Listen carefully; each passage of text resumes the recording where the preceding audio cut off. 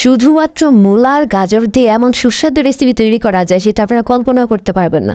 সেজন্য এখানে আমি 1 পিস মূলা নিয়েছি, সাথে নিয়েছি 1 পিস গাজর। এগুলোকে ভালোভাবে গ্রেট করে নেব এইভাবে।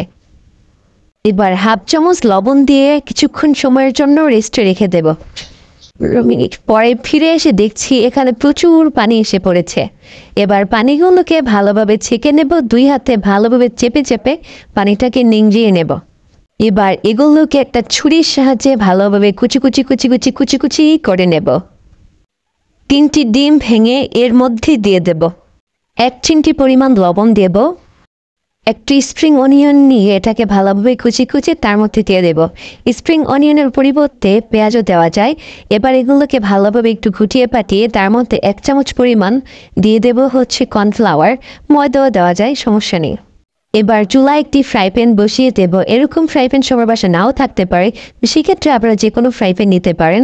এবার একটু পরিমাণ তেল দিয়ে ঘি করা মিক্স থেকে এবার একটু একটু করে নিয়ে এগুলোতে চেপে চেপে দিয়ে দেব।